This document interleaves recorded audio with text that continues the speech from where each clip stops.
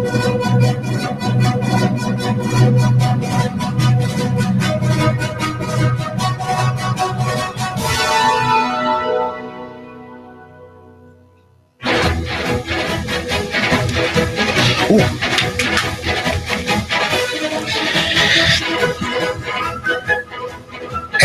we're back with Cowboy Up with Tex. It's a nice Wednesday. We're looking at about 76 degrees outside right now. Just another beautiful day, and the next few days are supposed to be just about as beautiful. Well, you know, I live down in St. Elmo. I've said that a number of times. And, of course, the whole South Side area is undergoing a big renovation. And we've talked about that a number of times between the bike lanes that are going in, the different things that they've got planned for the South Side. And, of course, we've got lots of new businesses that are coming in.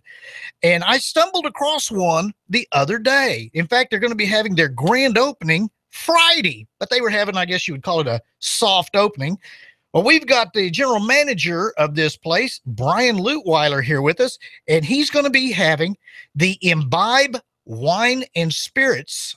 Would you call it a store, or what would you call it? It's a store. It's a big store. Okay. And I will tell you, I walked in there and I like to tripped over my own jaw. My jaw dropped so hard. That place is beautiful. I haven't seen anything like that pretty much outside of California. They've gone to a lot of expense and have fixed up a really, really super nice place. And they're going to be having all sorts of interesting things that they're going to be doing for their grand opening. Brian, why don't you tell us a little bit about your grand opening and what all y'all hope to get accomplished? Well, we, of course, are a spirit store, a wine store, and a beer store all in one. And we have a very large tasting bar. It's actually a dual tasting bar. There's the front end and the back end. And so on Friday, we have a very distinguished importer of European wines. Has an incredible portfolio. His name is Peter Wygant. He's up in Pennsylvania. He's flying in. He actually was not in Tennessee, but we really worked with him and went back and forth, trying to get him in because his wines are so just superb. And he decided to come in, and so we brought him into Tennessee. So it's the first time his wines have showed up in Tennessee, right here in Chattanooga. So we're going to take credit for that one. And Peter's going to be there, so he'll be in the front end of a tasting bar, tasting through a lot of wines in his portfolio. We brought in over 40 wines of his. Of just his, because y'all have literally hundreds of wines in there. More than that, but that's one corner that has hundreds. Yeah. And then on the back bar, we're going to have Chattanooga whiskey, and they're going to be doing spirits. Oh, spirit okay. Tasting. And then we have our own growler bar in the beer part of the store. And Green Man, which is a brewery in Asheville, North Carolina, is just now coming into our area. And so their guys are going to be there, and you're going to have an opportunity to taste through. We're going to have 3 of their beers. We have a 20 growler station. We have 20 beers on tap.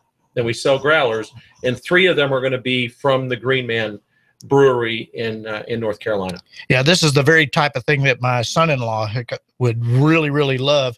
And ironically, he just moved out of town, so he's going to miss this because this would be right up his alley. It'd be up the alley of anybody that really likes something that's a little different, something that's a little unusual, and something that can't be found anywhere else in Chattanooga. Let me ask you, do you have a good relationship with your son-in-law? Well, yeah, he's good. Okay, all right, good. No, I'm going to say you need to get him back here and have him check out Imbibe, and I think you're going to see more of him in town. Well, they actually just got transferred to Savannah. Okay. My daughter got a promotion and transfer, and they're in Savannah now, and they like it there. But he still has family here, so they will be back from time to time. So I will definitely have to bring him by. But the reason I say that, I have a daughter who lives in Knoxville. Okay. And there's well, that's just right up the road. It's right up the road. But the 2 best things that I basically have been able to do is, number one, my wife and I got into horses, and my daughter loves to ride. And so now she can get free rides all she wants, as long as she comes home. But the other thing is she absolutely loves Imbibe. She's crazy about it.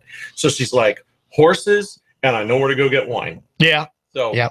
Well, for so long down in the southern area, down off of South Broad and whatnot, we've had one alcohol place to go by that was down on South Broad. And I'm not going to say their name. People that know them, but it wasn't exactly, shall we say, the classiest joint. I mean, you walked in, the guy sitting behind the bar watching a TV. You ask him a question where something is, he just kind of point in the general direction, and you just kind of wander around and hopefully eventually find what you were looking for. But I walked in over there at Imbibe, and there was like 5 or 6 people easy, that were right there waiting to find out what I was looking for, what I was interested in. And I told them a couple of things, and they walked me right over to it. And, it was hard to follow them, though, because I was just so busy with my head swiveling back and forth looking at the place. Y'all have got some beautiful woodwork there.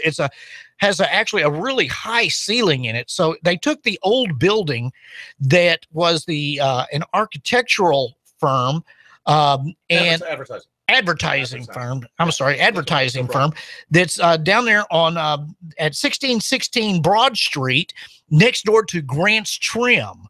So they took that building and they just completely reworked it, and it itself is now a work of art. Much less once you go inside. I mean, it's just such a beautiful building. As a carpenter, I can really appreciate all the effort that was put into renovating that building and really making it look fabulous. I want to plug our architect, Thomas Palmer.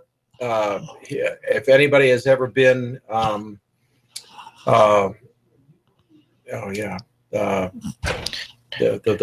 bar over off of Main Street.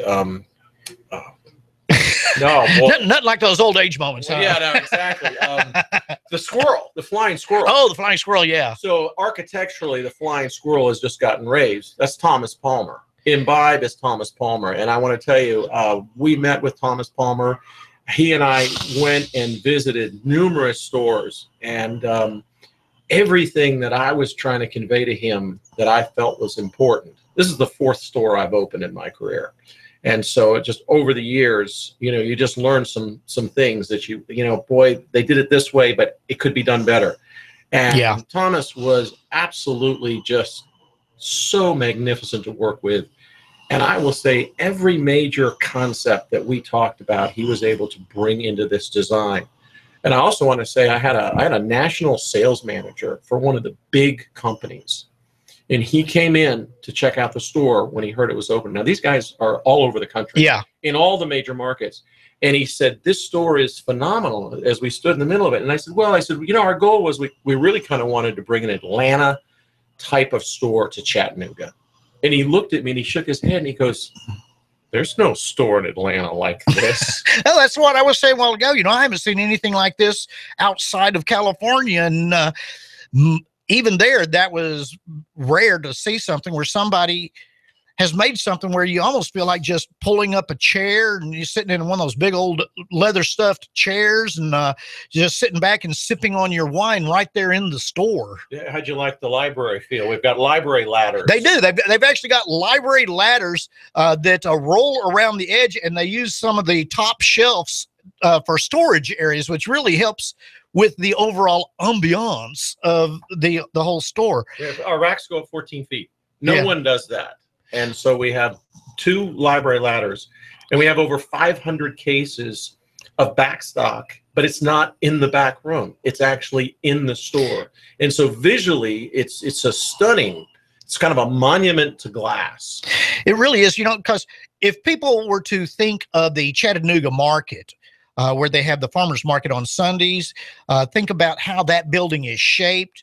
Now imagine it a little smaller with glass walls going around it, just filled full of wine. You've got a beginning of an idea of what Imbibe looks like, but then they've got this amazing wood trim going all around it. It's just, I can't rave about it enough. This store is just truly amazing. And we have local, very, very talented Matt Sears, local wood craftsman who did all of the woodwork in there, all of our racks. And, it's just a combination. We've got the old brick. They were saying we have the original, of course, those steel beams. that are there. You have the high ceiling, you have clear story windows. So it's some people say they feel like they're walking into a church instead of, just it kind of draws you up and with the space. And we were very particular about the lighting that we picked. So the lighting is absolutely what you need, but it's not too much. No fluorescent lighting. Yeah, you can easily see anything in there. That is one thing I hadn't really thought about, but you're right. But they've even got a specialty room where some of their more high-end wines are stored in a separate cool area where you can walk back and look at them. And when I saw the price on some of those wines and the rarity of them, my jaw just dropped. We've been very fortunate. We got a case. They come in a 6-pack case. Chateau Petrus, which is arguably one of the most expensive of all the very, very expensive Bordeaux wines. It's right there at the very top. And they only have about 6-packs allocated to the Southeast area every year. And we were able to get one of those 6-packs. Wow. And we've been open a week, and I've already sold one. So. And it was not cheap, folks. We're not talking about Boone's Farm here. That's for dang sure. But and so on Friday, Friday and Saturday, you're going to be having your grand opening. And what are your hours going to be? Well, we open at 10 in the morning, and Friday and Saturday we close at 10. And we're going to kick off the tasting with Peter Wygant, and that's going to be from 4 to 6. And then one of the situations is our connection with St. John's Restaurant, which for 15 years now has been a absolute. It's a gem of the South Side. Exactly. I mean, a highly, highly awarded restaurant, and Josh Carter. Who is one of the partners in Imbibe, is the driving force behind this store, and this is something that he has always wanted to do. So we're going to combine that. We're going to take Peter. He's going to be at Imbibe to do a tasting with the Imbibe. Anyone who wants to come by and see Imbibe, and then at 6:30 he's going to go over and we're going to have a dinner in the private room at St. John's. If the people who are interested, they can sign up for that and have a 5-course dinner and have Peter Wygant serve his wines with that food also. And then Peter will be back. I think he flies out at 1 o'clock on Saturday, so he'll be back from about 10 to 12, tasting more wines. But the growler specials we're going to do, our growler fills are going to be $6.99 for the fill. So if you have your own growler bottle, just bring it, and we will fill it with any of our beers for $6.99, and we've got some growlers that we normally are double that price. So it's really almost a growler beer giveaway. Then you're going to be having different sorts of cheese samples, yes, and things of that nature. Yeah, I used to teach for wine and cheese pairings. Used to teach wine and cheese classes at Chat State for 10 years. Oh, that's cool. And those were very popular, and so I just love cheese, and so we're going to have an opportunity to have people share in some great cheeses and some great wines. Yeah, and again, that's at 1616 Broad Street, right next to Grant's Auto Trim, and it's a little tricky pulling into the parking lot, but there's also side street parking, and folks, it is well worth the trouble parking to be able to go into this place. So why don't you give your phone number if anybody has any more questions? Sure, it's 423-777-4820. And I did want to say that do y'all have a website yet? We do. We're getting that up, and I always like to tell people we are 1 block south of Maine. Everybody knows where Broad and Maine is. Yeah. And we are just 1 block south of that. Main Street, of course, would be 15th Street if it wasn't called Maine. And we are between 16th and 17th. Yeah. So there again, folks, so they're going to be having their big grand opening Friday and Saturday. And I encourage everybody that has any interest at all in a good wine to stop by and see Brian and tell him you heard about us at Hot News Talk Radio. So anyway, so going from there, anything else that you'd like to say? I'm great. Thank you so much. I really appreciate it. This has been a lot of fun, and it's great. We're neighbors in St. Elmo. Yes, we are. This is how we got to meet. Yeah, it was funny. We have the St. Elmo web ring that I've talked about from time to time, and his wife put a little blurb on there about the fact they were going to be opening up. And so I just stopped in and was like, wow, we've got to talk about this. So yeah. Okay. Well, thanks a lot for stopping by, and I will look forward to seeing y'all either Friday or Saturday. Awesome. Great. Thank you so much. Thanks a lot. Appreciate it. Anyway, so, there again, we've got lots of other new businesses coming in. So if y'all know of any other new businesses coming into town, especially over on the south side, give us a call here at the station at 800-8949. That's 423-800-8949. We're always more than happy to talk about any Chattanooga businesses, because anything that we can do to help Chattanooga get better, this station is more than happy to help out with. Well, going on from there, talking about things to help Chattanooga get better, of course, we all know about the Chattanooga Military Park that they're trying to make Moccasin Bend into, making it kind of an extension of the Chickamauga and Chattanooga National Military Park. And this has been in the works for quite a while. And everybody has known this. At the same time, it's like the police department, though, is they try to help, then they try not to. They try to help, then they try not to. The original understanding by everybody, including the police department, was that the firing range down on Moccasin Bend would be going away, and that the police department and also the sheriff's department would be building a new facility somewhere else, because last thing you need is a firing range with, guns going off all the time and bombs going all the time, because that's where their bomb disposal squad is based out of. You don't need that in the middle of a national park. Well, now the police chief, Fred Fletcher, has said that he needs $300,000 for immediate and necessary repairs. And he says the range's current condition needs some basic upkeep to be up to usable standards. He then said in September that his force could fail to exist as a police department if conditions aren't improved. So, Amy, you mean to tell me that if we don't have certain conditions met for a firing range, that none of the police can do their job, that the police department would just fade away into nothingness? I think that's a little bit of posturing to be able to get a little extra money out of the city council, in my opinion. But, I understand that they need proper training and proper maintenance of their skills. That is very important, and that's why it is so important that we get a new firing range. But if our firing range is not adequate, there are other firing ranges in the area.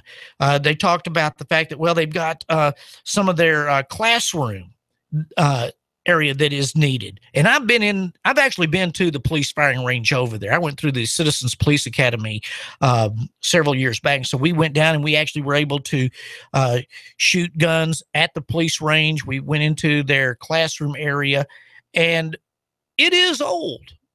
It is not up to current standards. But wouldn't the smart thing be to actually start spending that money in a cohesive manner to where wherever they end up, the money would be better spent there than upgrading where they're currently at? They did say that they're wanting to try to buy portable systems that they could take with them. But there's been so much foot dragging going on by the police department over the years. I mean, this has been going on since the days of Bobby Dodd. And there's been so much foot dragging that you have to think, well, if they upgrade it now, how much incentive are they going to have to keep looking to make that new firing range? It is important, but sometimes it's almost like an exercise in futility to listen to them talking about this, because I don't think the police department really wants to. They're happy with where they're at. I mean, right now, let's look at the current situation. You have the police and fire training facility, which is over on Amnicola, just a few blocks away from the police department's main headquarters there at Wisdom and Amnicola. So anytime that the recruits need training in firearms, they have to get in their cars, drive all the way down to Amnicola, cross over the river, and drive all the way down to Moccasin Bend. It's not right around the corner. It is a ways away. Now, meanwhile, officers who need to do periodic training and practice to be able to keep their skills up, because it's always nice that if the police have to shoot somebody, that they're actually shooting the person they're aiming at. But again, they have to get in their cars, drive all the way down to Amnicola, cross over the river, go all the way out to Moccasin Bend to be able to train. And they've only got a limited number of lanes out there, so it's not like you can get 40 or 50 people out there at one time for everybody to be practicing. It does have a population cap, you might say, because of the number of lanes and whatnot. What are they doing about finding a new spot? I mean, you've got a lot of industrial area around the police department headquarters now. You've got areas that back up to the river right now that are available. Why can't they buy some of that property? In fact, there's empty property right behind the main police station down Wisdom Road. And it doesn't have to be the world's best property because they're going to be paving over it. They're going to be flattening it out. It's not like they're going to be going in there and growing things. It's not like they're going to have lots of children in there for it to be like a city park or anything. They need to find some property and start working on it. And yes, we need for the officers to have training in the meanwhile, but they also need to start moving forward. I mean, they had the Brad Bennett, the superintendent of the Chickamauga and Chattanooga National Military Park, who spoke to the city council on Tuesday at one of the agenda sessions. He said the National Park Service is taking public comments now on what to do with the space when the space is available, and they want public comments. He said he would return to the city council in 2016. Well, that's still several months away, and they do have to do things, but, there again, the Park Service is trying to figure out, they're getting the ball rolling on what they need to do. I mean, they've got literally $500,000 to throw at this project as soon as they get the green light. And what's the green light? It's the police department leaving. But they're wanting to upgrade this, redo that, drag their feet here, drag their feet there. How long are they going to have to wait? Is it going to be 2016, 2017, 2020? It's up to the police department at this point to start doing something, and they need to start doing it yesterday, not tomorrow. This is the future of Chattanooga. We're growing, as the first part of this show is showing. This is a city that is growing and becoming more popular every day. We don't need foot dragging that's going to impact the entire city. It's time to cowboy up, police department. We'll be back with more after these words.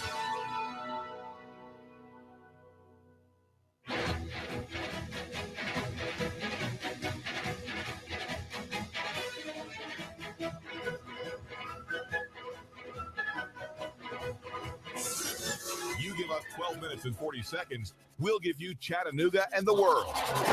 News Talk 1240.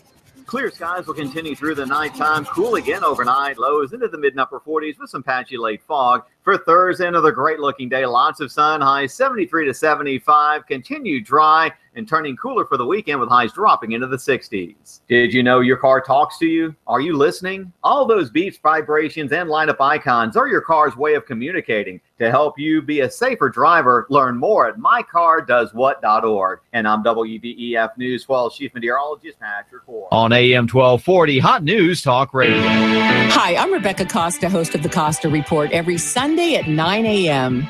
Did you know that a quarter of the world's population will experience mental illness? My guest this week is former Congressman Patrick Kennedy, who says the United Nations must make mental illness a priority. Find out why this Sunday at 9 a.m. on the Costa Report, right here on AM 1240, Hot News Talk Radio. It's Rick Davis Golden Diamonds half-off remounting party going on right now. Rick Davis Golden Diamonds half-off remounting party is an affordable way to revitalize your jewelry. Don't miss the party going on today at Rick Davis half-off remounting party. Give your diamond ring a fresh new look or a new design, as Rick's Golden Diamonds will fix it quickly, or maybe even while you wait. Rick Davis Golden Diamonds, 40 years of service, 5301 Brainerd Road, 5301 Brainerd Road. Call 580-2587, 580-2587 for Rick Davis Golden Diamonds, an affordable way to revitalize your jewelry. The half-off party's going on today, so don't miss it at Rick Davis Golden Diamonds.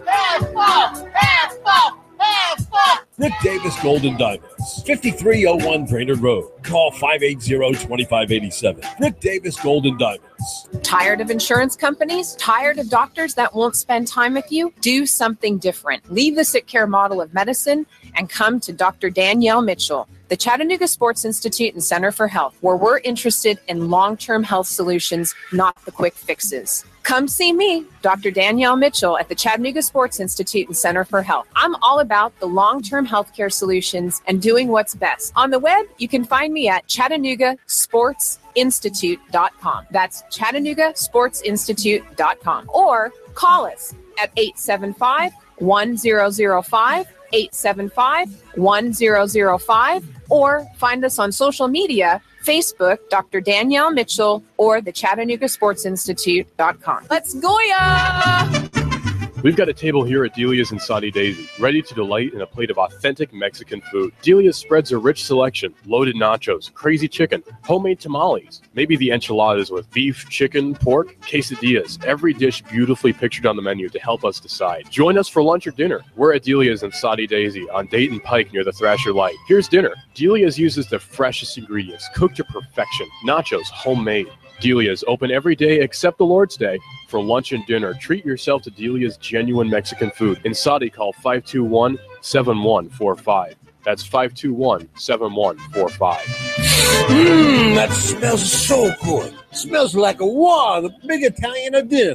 But you're going to walk out with two. Buy one hot pizza, get a one for free. 2 pizzas. You got the two for the price of one at Raphael's Italian Restaurant and Pizzeria. My favorite Italian restaurant of all the time. Now, I'm living in Hicks, and I go to Raphael's right down the street in Hicks and Pike, right near Highland Plaza. You're in Saudi Daisy? Raphael's Italian Restaurant and Pizzeria in Saudi Daisy.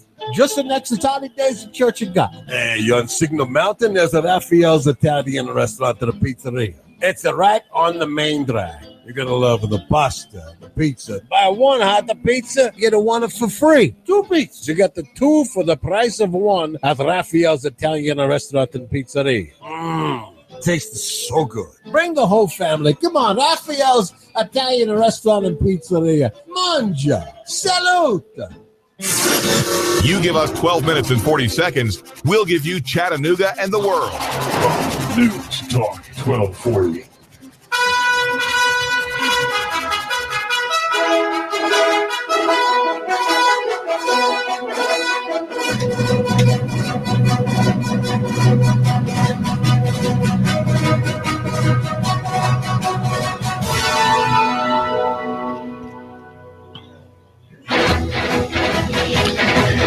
And we're back with Hot News Talk Radio.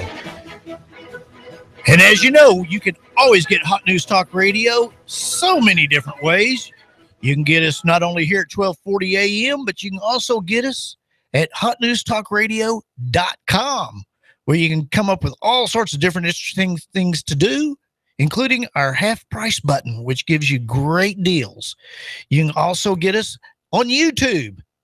Go to YouTube and just look up Hot News Talk Radio. You can even get us on Twitter. Again, Hot News Talk Radio on Twitter brings you the latest news and traffic reports.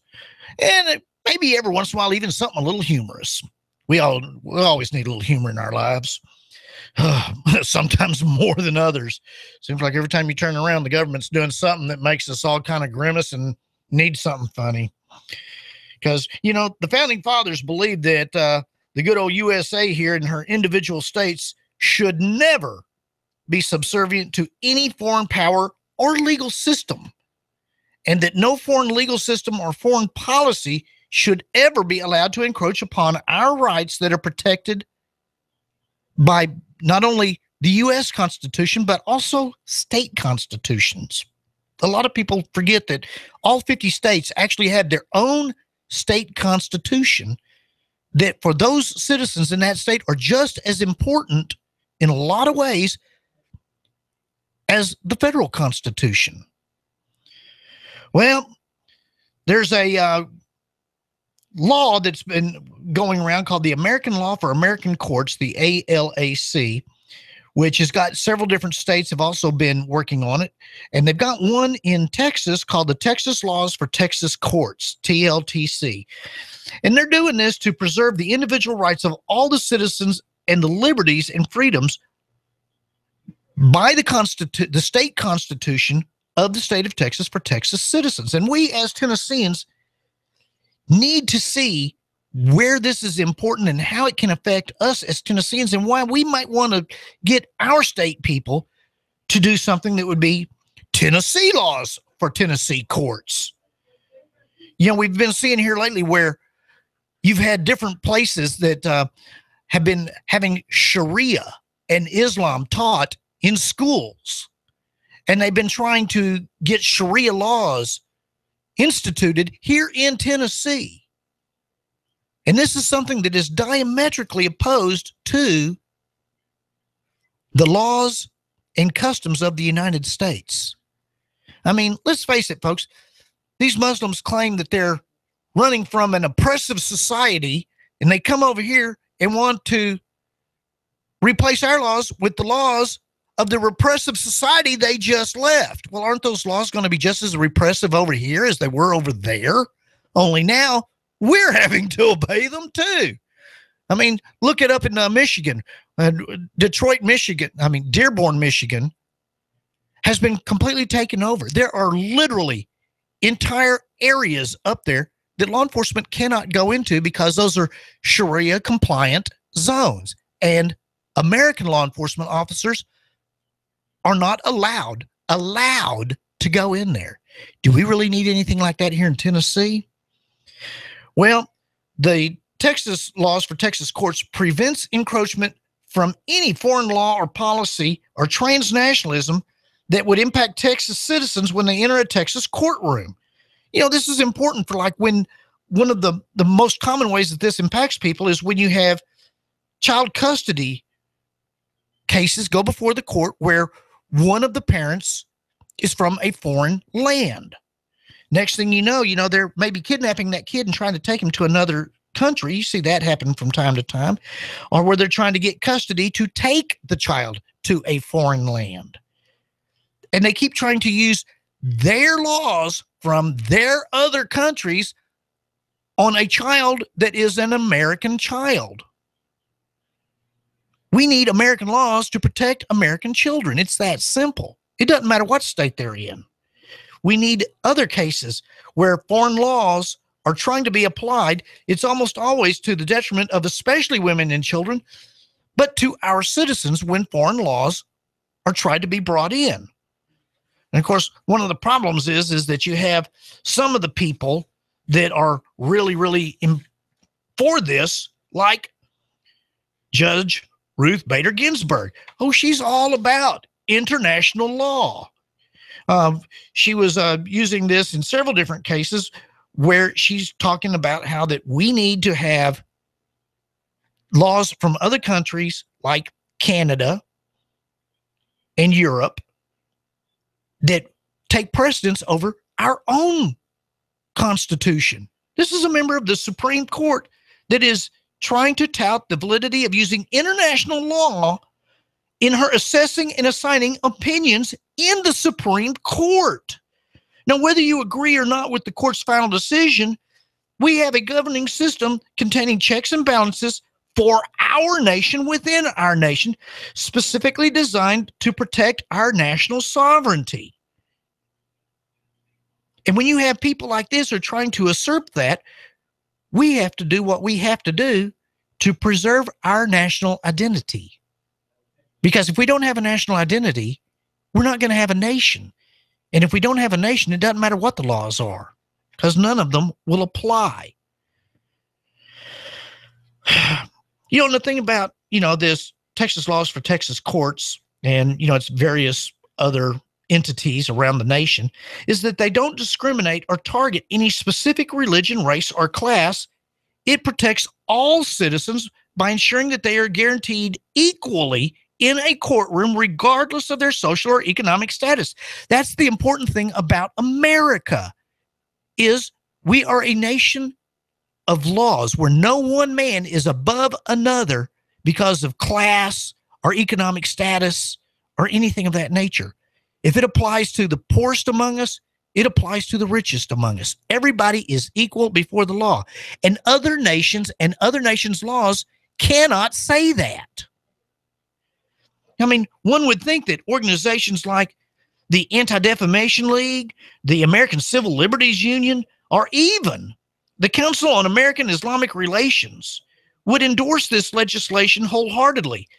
But they are the forefront of opposing it. I mean, legislation that stands to safeguard equality and ensure that each voice is represented begs the question, exactly which constitutional right does the ACLU not want guaranteed for all? Well, I can think of one right off the bat, the Second Amendment. The ACLU is very against the Second Amendment. And I don't understand that, because if the ACLU didn't have people with guns protecting their ability to make their statements, do you really think they would be allowed to make some of their statements? The only reason we have a First Amendment, freedom of the press and freedom of the speech, is because of the Second Amendment. It's that simple. If somebody can prevent you from saying something or believing something, which is what's going on in the Middle East right now, where they either force you to convert to Islam or they kill you, if they can force you to do something, your only protection is to be able to protect yourself and your rights by whatever means necessary. But the American Civil Liberties Union doesn't seem to exactly understand that. The Council on American Islamic Relations, they're promoting Sharia all the time, which is a very, very repressive belief system. I thought that's why they were coming over here, was to get away from that. But they want to come over here and bring the repressions with them. How do you do that? I just flat don't understand. Well, not only do we have things like the American law for American courts going on, but we've got where a lot of people in this nation have been getting so concerned with how some of our laws have been being rewritten, how some of our laws have been being reinterpreted to be something that was totally against what they were originally for. I mean, when you can look at something like the Second Amendment where it says, thou shalt not, and turn it around into, well, yeah, we can. You got to start wondering, what's up with the government? Well, the Chattanooga Tea Party will be hosting a discussion tomorrow on constitutional solutions to what one news release called a dysfunctional and out-of-control national government. They're going to be having a special speaker, Scott Williams, who's the Tennessee State Director for the Article 5 Convention of States Project. They've actually got a website called conventionofstates.com that has some very interesting information, because if enough states get together and call for an Article 5 convention, it has to be convened. And once they convene that, they can, this is how you do things like do amendments to the Constitution. This is how you get laws passed outside of the government. When you can't trust the government to take care of business, sometimes you just got to take matters into your own hand. And that's exactly what this is about. And this is what he's going to be talking about, is what is needed and how to go about doing it legally. We're not talking about getting guns and running around and shooting up the place and starting a second American Civil War.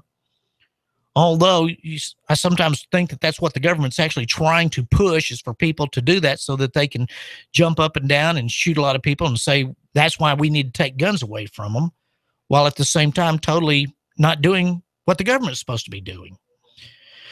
Well, anyway, this session is set for 6:30 tomorrow night. That's Thursday, at the Century Club Banquet Hall at 3221 Harrison Pike. That's next door to Crockett Power Sports. So you can find out more information at ChattanoogaTeaParty.com.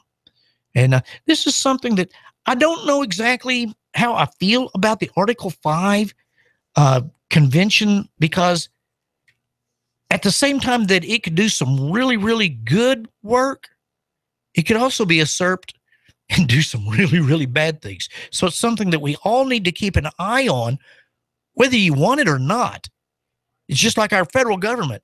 We need to keep a good eye on it, regardless of what they're doing, whether you agree with what they're doing or not, because bad only happens when people don't watch. Well, anyway, speaking of things going bad when you can't keep an eye on it, getting back to the Chattanooga Police Department, they said that a Chattanooga police officer is under investigation for inappropriate communications after the police department received a complaint. It seems as though the Internal Affairs is conducting an investigation into Officer Robin Davenport, which this was, and it's kind of funny because Davenport works in the fugitive unit. So exactly what would he be doing in the fugitive unit that would get him into trouble? And what is an inappropriate communication? Well, the police declined to say.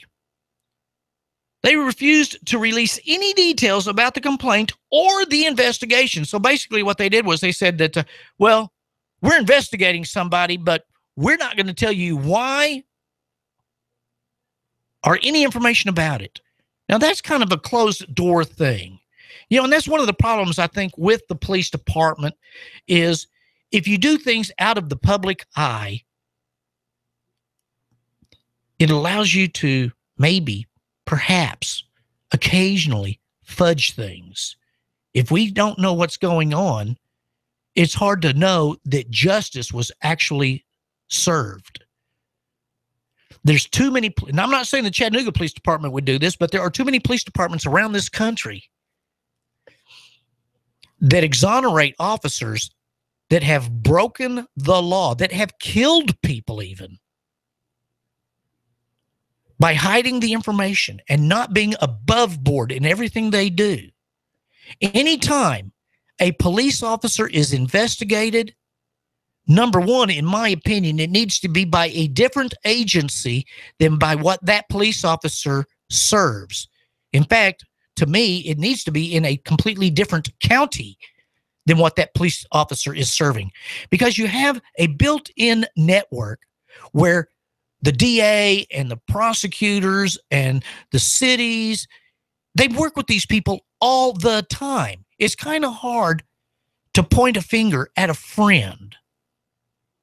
You know, they talk about the thin blue line. All the officers have each other's backs. That's both a good thing and a bad thing.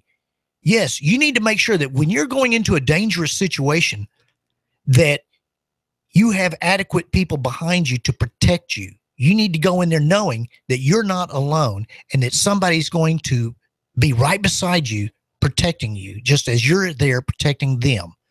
That's important, not just for the police department, but for a lot of different things, the military and whatnot. But what we don't need is we don't need the police officers protecting each other when one of them does wrong.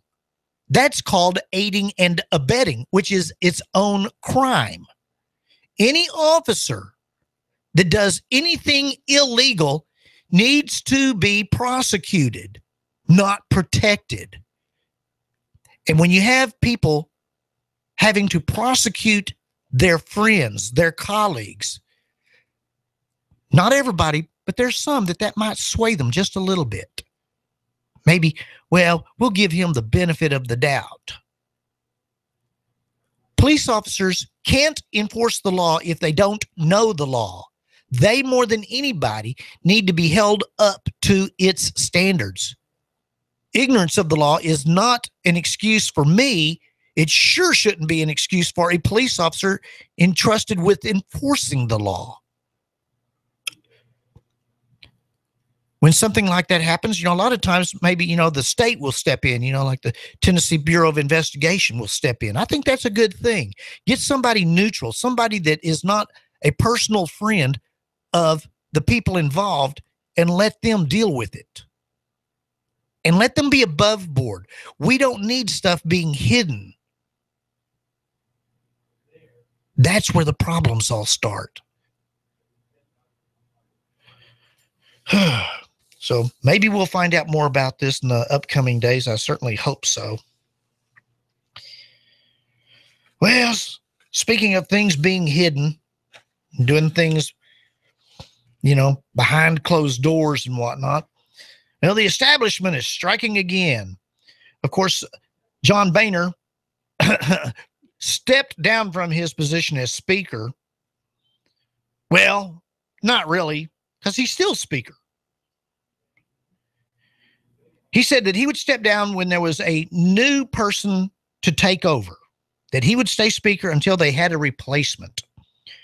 Well, the first name that got floated was Boehner's close friend and number 2 and his heir apparent, John McCarthy. Well, McCarthy has now told people that he was no longer running for Speaker. He had a lot of skeletons that started popping out.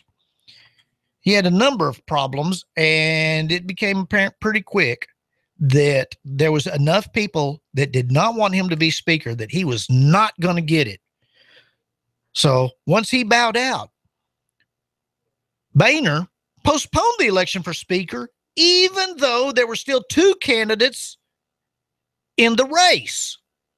In fact, one of them, Representative Daniel Webster, who we've talked about here before, was even endorsed by a powerful conservative House Freedom Caucus. You also had Jason Shavitz in there. Well, the Republican Conference never got to vote on their candidacies. Why? Because Boehner postponed the election. Why? Well, because that wasn't who he wanted in it. So if he can stop it, he's going to do that. He's going to rig the race, because that's what Boehner's so good at is, rigging the races, rigging the results. That's one of the reasons we don't like him. He doesn't play nice, shall we say. Well, they decided to wait and hold the election for Speaker until he can get the candidate he wants in the race. They want a candidate they like to get the Speaker spot and will delay democracy, true democracy, to try and get the outcome they want, to try to sway the results. Well, some people are like, well, wait a minute. What about Paul Ryan? Paul Ryan's been trying to do something. Well, Paul Ryan, who is generally well regarded in conservative circles, but he does have several strikes against him as well. It is going to be hard to find the right person. But that's why it's so imperative to do this above board and right, not behind closed doors, not by trying to rig the results, which is what Boehner's doing right now, which is the exact reason why he's been kicked out of the position. Well, of course, Ryan strongly supported the TARP Wall Street bailout, which, was a big, huge problem for a lot of citizens because they were using our taxpayer money to bail out millionaires and billionaires on Wall Street, and nobody got in trouble for that. Shouldn't somebody have been held accountable for the country nearly plunging into a severe depression. There's a severe recession as was, but nobody ever got into trouble. But yet Representative Ryan threw millions and millions of dollars at these people rather than holding them up for results.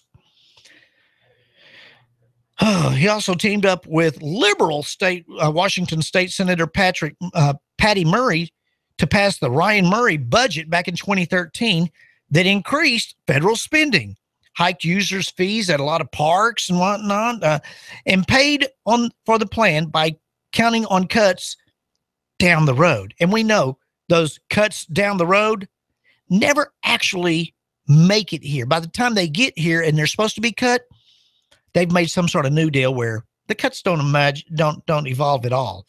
It was a bad plan and imposed by many conservatives. And Paul Ryan had already said that, well, with his family, because he does have young children, he really didn't want to have the extra time and stresses that being speaker would cause. Well, so who all does that leave? Well, you've got Marsha Blackburn, who's the vice chair of the powerful House Energy and Commerce Committee. She's not bad. She's somebody to definitely look at. You've got Peter Roscom, who's the former chief deputy House whip. His name has been mentioned several times. But we keep coming back to Daniel Webster, who actually has experience in this type of position. He was the Speaker of the House for the Florida state government. And he's been in the House for several years now. He's been around the block. He's shown he can handle it.